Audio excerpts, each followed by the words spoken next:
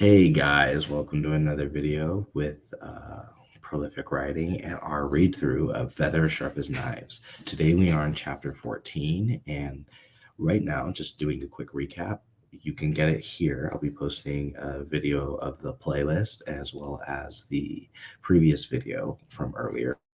So you guys can take a look at that so you can catch up on what's happened from chapter 13. But basically, we found out that Anselmo is going to be getting sponsored from the king, who is betrothed to Anselmo's love, Imelda. And so that is some drama. That is a drama bomb waiting to drop. So we're super excited about that. I'm going to see how that turns out. Anyway, for the next part of the video, let's go in and see what we got, because things are percolating now. Anselmo is going to get to the labyrinth. Ulysses is sponsoring him. Imelda is now betrothed, so she can't be basically seen anywhere in public with Anselmo. But he has no idea about any of this, so let's see how he figures that out. And, Venezia is still toxic as ever with her hateful husband, so we're working that out.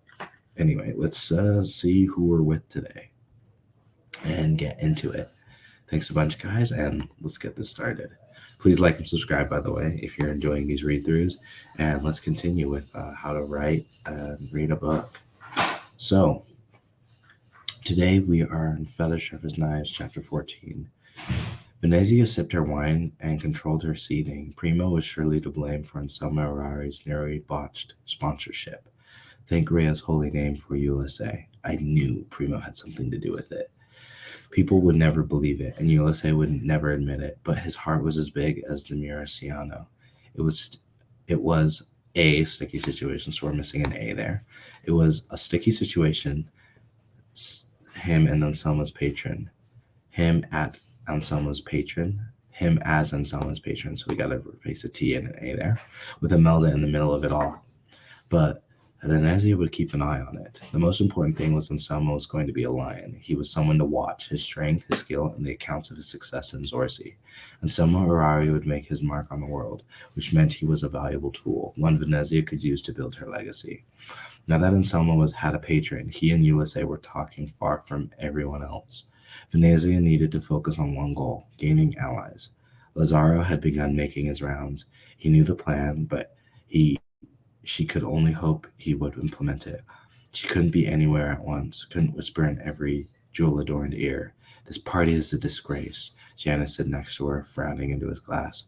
He'd arrived just after the auction, wearing the same expression and his ridiculous red robe, with his ridiculous titles embroidered along the bottom hem.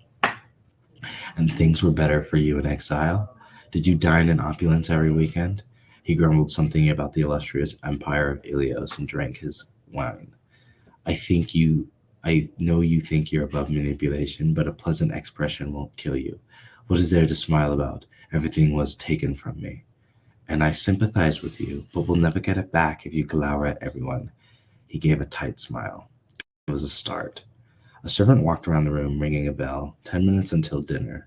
Venezia angled for Fia, who chatted with a group of wives of the councilman. When she saw Venezia, she excused herself from the group and joined Venezia on the edge of the party. She eyed Janice. He's fine, Venezia said. Janice frowned and drank his wine. Fia raised one shoulder. If you say so.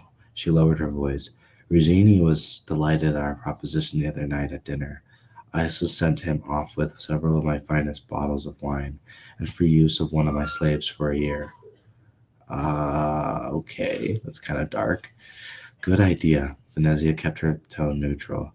It was a shame Fia owned a slaving company, the only unlikable thing about the woman. I pointed out to him how much his spice business would benefit from free access to Pagaza. Anyone else? Orsa Cancio is just about sold. He practically salivated the idea of no import taxes and supplies for Coricanto. Yes, the empire has every fiber needed, Janice said. Fia gave him a flat look. I had no idea that was the case. Thank you for your helpful contribution. Janice huffed. He could be such a child at times. He was about a decade younger than Venezia, so he was barely an adult. How much better would it be if he had at least 5 more years? You're giving time a lot of credit there. Good, Venezia said. We need to keep focusing on those who stand the most to gain from taking over the empire. You mean restoring me to my throne, Janice said. Venezia waved a hand. Of course. The servant rang the bell once more. Time for dinner. I'll focus on the politicians and the greed, Video said. You keep reminding everyone of your military and strategy prowess. She walked off, returning to her friends with cheek kisses. Venezia and Janice wove through the crowd like toward the table. People stood clear of her, or rather stood clear of Janice. Word had already made its rounds. They all knew who the dour-faced man in the Coroncanto robes was. The Comnennos family was still loathed in the city, 20 years after the massacre. Janice had only been a boy when his grandfather had sanctioned killing the Riatani living in Ilios, but that didn't matter. Not to the people of La Serenissima. Family came first, but the Republic was a close second, and now in the world, the Republic was family.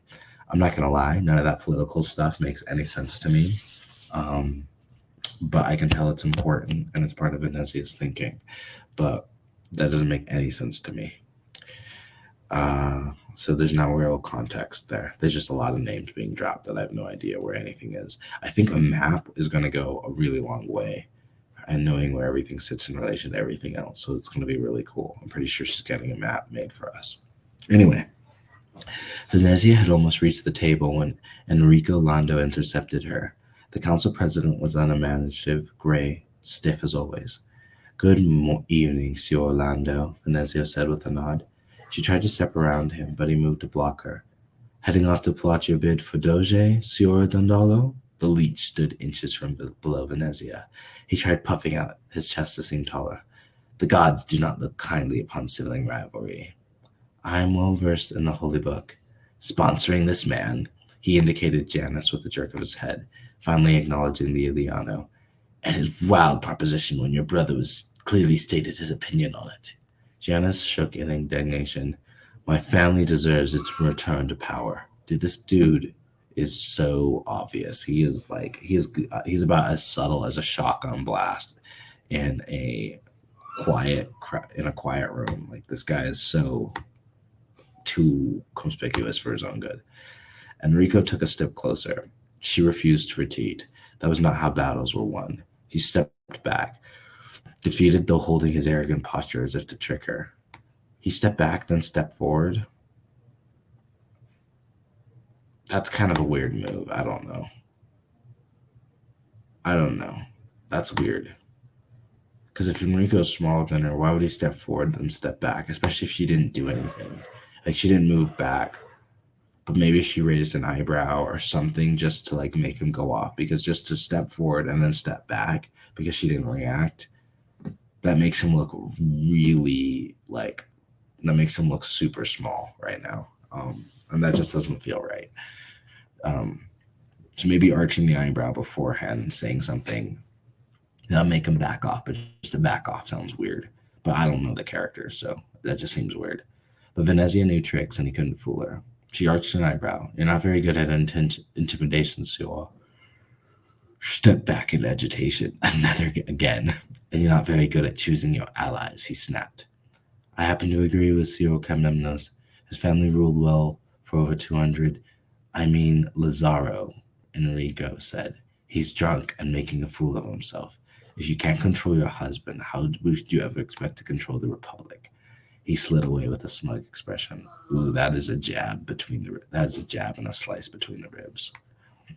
Wait here, she said to Janice. The man folded his arms, but did as told. Venezia swallowed her anger and found her husband, drunk as a youth at Carnival, glassy-eyed and arm hooked around the waist of a Senate member's wife. Oh, man. She leaned. So we've been grounded in the setting fundamentally, but I feel like we need to get a bit more put into the setting because it just feels like she teleported over to her husband.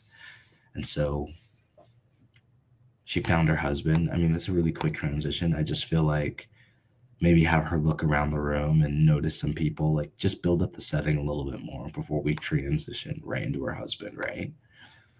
She leaned away from him and kept glancing around for someone to save her. Venezia leaned over, pulling him free of the woman, or rather pulling the woman free from him. Immediately, the woman exhaled as loud as waves crashing against rocks. That's a good line. Lazaro naturally didn't notice. "What are you doing?" she whispered in his ear. "What's the point of a party if I can't enjoy myself?" He took another swig and raised his glass. "I'm celebrating my wife's victory, after all. And you're sabotaging my next one," she hissed, snatching the glass. "Can't you just sit until dinner?" He saluted her. "At once, Fleet Admiral," he slurred. What a scene. She helped him into a chair, smoothed her dress, and found Janice. The Iliano stood alone in a bubble, untouched glass of wine in hand. Orso Cancio, of all people, walked over. "Please be polite," she whispered to Janice. He didn't smile, but his face went neutral. She kissed cheeks with Orso. "Signor Cancio, I'd like to introduce you to Janice Comnenus. You're the one who wants the Iliano throne." The old man looked Janice up and down. "I hear Imperial Prince Nicephorus and Princess Callisto will be here tomorrow. Things will get interesting." Janice glanced at Venezia before answering. "The Heraclius family has ruled for over 20 years. My family held the throne for 2 centuries before their grandmother, Electra Heraclius, dethroned my grandfather. Sounds like he deserved it. Damned murderer." Janice frowned. "I do not condone my grandfather's actions. I will use my power wisely. But you'll wear that ridiculous outfit. Are you going to make everyone in the city become bloody monks?" Janice bristled. "That name is offensive. We are Gore's Order of Holy Corn Kanto monks. Blood monks. Become blood monks, not bloody monks." Okay, I added the Y there. The servant came through again, ringing the bell a second time, since no one had actually sat down yet. I know he's like the mom calling people out for dinner. "First the lieutenant, and now this foreigner. Such feminine pity you have for the downtrodden. You do the woman of Rialto proud," Orso smirked as he looked at Janice. "Good luck, you're going to need it." He wandered off to find his seat. Damned man. He'd only come over the gloat. Fia would have more work to win him over than they'd anticipated. Seems like Venezia is pulling her strings and getting things tied together, but there's a lot more work ahead of her than she knows. Let's continue on, guys, in part 2 of the next chapter and see what's going on. Hit me up, guys, if you find something that you're enjoying so far and some things. There's a few typos there, but overall we're really liking the dynamic of you're seeing Venezia's perspective as things are shifting within the political realm, right? And this is very cool to be in the same scene. And one thing she's doing a really good job, and I think especially if you contrast this with the last chapter, you start seeing a really powerful shift in the focus of what Venezia is noticing, and in her conversations with the things around her. I think this is a really good opportunity within the setting. If the authors can talk about other people in the room and talk about the impact they can have on our own political stance, as well as notice some things, kind of help build us into the setting in a few more spots, because she got really into the drama super fast. I think it would be really nice. But even some of the things we see just in the conversation, there's a strong contrast between what she's noticing in the scene versus what Anselmo noticed in the scene a bit later. And it's really cool because I really think there's an opportunity to show that Venezia has a much stronger grasp political aspects and the relationships of the people within the room than Anselmo. And I feel like it's a missed opportunity not seeing that. And so that's the only thing that I would say could really improve this chapter, is because there's a lot of times she's talking with Janice, but then I would like it if before diving into the dialogue, which is very compelling and good, but if just some points throughout the conversation, we can point just to other elements in the room and use that to contrast the things Venezia notices versus Anselmo notices in the same scene. Therefore, we get a better understanding of Venezia's main character. We obviously know she's political, but let's also see that an impact in what she's trying to get. Because Anselmo's objective in the party is very clear, but Venezia's is not. She's already in the party. And we noticed that at the beginning, Primo was messing with Anselmo, and she had commented on that. But then after that, we don't really talk about any of the other people in the room or anything about them, and not really zooming in on them. Now, that might not be important to the plot, but when we speak with some of the people later, there's also like we talked to, what was his name, Orso, and then Fia comes earlier, just putting out some characteristics that other than just a name, really to put it out there, because like I don't really know or understand Fia's impact, right? Nor Orso's, right? I don't know where they stand in relation to everybody else. I know that Orso's important and is going to sway the crowd, and Fia as well is kind of helping Venezia with that, because Fia's come up a few other times. But if we can just get some cues within the setting to ground us in sort of the political shift, the mind shift, rather than just jumping right into it, we can get more comfortable, I think, with Venezia's perspective, as well get more entrenched in the action. Having said all that, this is not poorly written. This is quite good. So that's really just the only way that I would think would make it better, is pointing out those elements in the setting, specifically on the politician side, and making clear what is her objective, because I know she's trying to get a victory, but like on one end, her husband says like, oh, I'm celebrating your victory. What is her victory? Right? I don't really know what that is. Maybe I'm not paying attention to the story, but I can't think of anything in particular that Venezia's won or is having go towards her. So if we can have that be commented on from Venezia's perspective, so that's clean, so that it is clear and succinct, so that when she comments on it, and then we also know what she's going for, there's a clarity of goal and objective in what Venezia is doing. And that also helps us ground us in her thought process as she's moving throughout the scene, as she's talking to Janice, because we know she's trying to get Janice's throne back, right? I know that. And she's trying to endorse Janice to do that. But and she's trying to do that so she can get endorsement to be Dose. But let's see the implications of that. Sort of like, if I can get this person on my side, they can do this, and that will help me get to the throne. If I can get this person on my side, they can do this, and that'll help me to get the throne. Just so we can get some possibilities to solidify that more in the scene. Because in general, I understand what Venezia's goal is, but within the scene itself, I'm having to do a lot of extrapolation from what I know. And if that's more clearly stated, just in her observation of setting throughout the scene naturally, like her noticing someone's tacky shoes and then commenting how much she doesn't like those shoes, and how if she didn't need them for XYZ, she would totally tell that person off. Or, you know, she's like, oh, she's got a terrible fashion taste, but, you know, she owns like the greatest supply mine or whatever. Like that other Fia came in, Fia came in talking to Janice about the corn canto and stuff, but we don't know how that plays and affects Venezia, or at least it didn't really come out to me anywhere that I saw.